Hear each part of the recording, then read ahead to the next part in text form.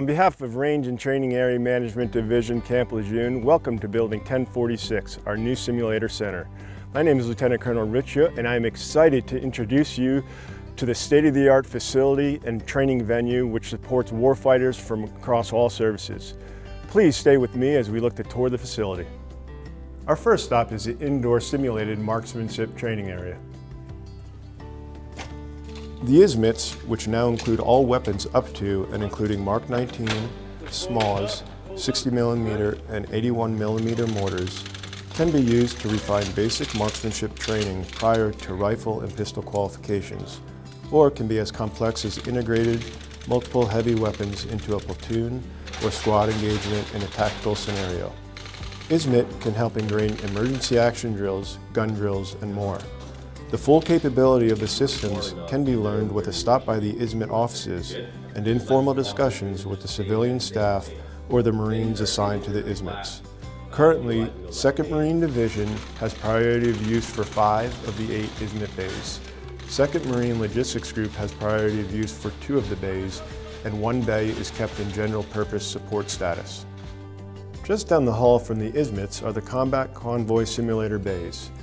The CCS consists of 12 separate vehicle bays equipped with either Humvees or 7-ton replicas. Vehicles have all the standard communication systems as well as Blue Force Tracker. Internal and external communications are monitored and all activities are recorded for after-action reviews. The CCS can best be utilized for training personnel in basic convoy operations and then graduating to more difficult scenarios in a variety of environments. The systems can be divided to support 2 separate training events, consisting of 6 bays or as a single 12-bay event. All vehicles have weapon-mounted systems consisting of Mark 19s, M250 cals, or M240s. A separate AAR facility is available for small unit leaders to debrief the unit on the training conducted. Heading down the main corridor, we find ourselves at the SAVT. The Supporting Arms Virtual Trainer is designed to train JTACs, JFOs, and FOs. This 270-degree dome provides graphic illustrations of an area of interest in which personnel must plan for, coordinate, and execute supporting arms fires. For personnel training as JFACs, 2 of the 6 required JFAC missions can be accomplished in the SAVT. Training consists of both classroom instruction and practical application of processes and techniques used in planning supporting arms fires. Let's take a quick detour to the little-known repository for all the replica systems available for you to use in training. Along with US-style weapons, there are threat weapons, mines, IED devices, McMap equipment, rubber knives, dummies, clothing, and more. Anything can be checked out by sergeants and above for up to 30 days at a time via ECR cards, and extensions are routinely granted when requested. All we ask is that when you put an IED sim out somewhere, you remember where you put it and retrieve it at the end of training. Back into the main corridor and down the way is the heat trainer. 3 Humvee assistance trainer devices are available, and we provide all the PPE required, as well as weapons and simulated ammo and MRE boxes. Heat training is conducted by subject matter experts. SME training is conducted monthly by the Motor Vehicle Incidental Driver School staff, and SMEs are certified and are then expected to train their own Marines and sailors. Training normally consists of 3 events in the heat. The first rollover is essentially a basic rollover, a good orientation spin. The second normally includes a casualty requiring evacuation from the vehicle, and the third event is a rollover in blackout conditions. Heat training remains a requirement for all personnel deploying to the CENTCOM AOR. Across the passageway from the heat is the MRAP Egress Trainer, or MET. MET trainers consist of 1 Buffalo variant of MRAP, 1 Jaguar variant of MRAP, and the new JLTV. Training for the MET is the same as the heat. This is a Train the Trainer device.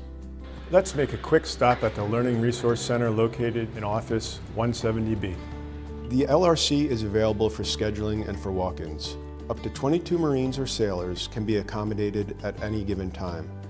The facility has 3 other classrooms that can also be scheduled for unit training. Most of these can accommodate up to a platoon-size unit. Toward the back of Building 1046, we find ourselves at the Range Training Instrumented Support System Warehouse. This is where you find the Instrumented Tactical Engagement Simulation System 2 equipment, counter IED devices, HITS targets, and multiple other training support equipment. This equipment is managed under contract, and units desiring to avail themselves of this equipment will coordinate directly with the contractor via their website. By the way, all of the needed points of contact for these trainers are listed in your Leader's Guide to Training Opportunities at Camp Lejeune. Behind the building, under the sunshade, is the last of the simulators, the Operator-Driver Simulator. The ODS consists of 5 separate driver cabs that can be configured to replicate multiple vehicles in the USMC inventory. Drivers will be put through different environmental conditions and scenarios and are graded on their performance. ODS is very useful in getting incidental drivers up to speed and licensed for status of forces agreements prior to deployments. Now that we've finished the tour of Building 1046, we're going to head over to C Street, Building 234, to check out the Modular Amphibious Egress Trainer.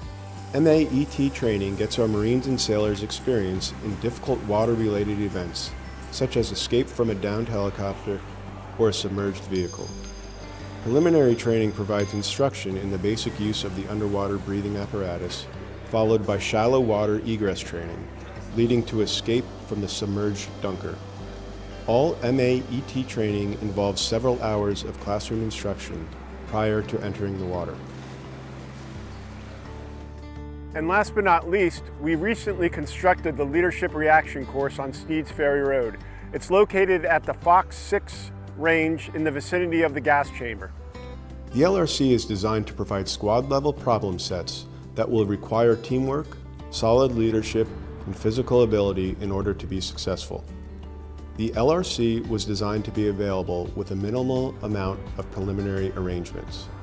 The introduction of physical stress, fatigue, and environmental conditions can be used to make the problems as difficult as the unit leader desires.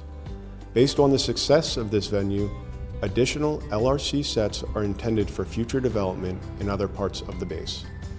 We hope the information provided will increase your training and warfighting effectiveness.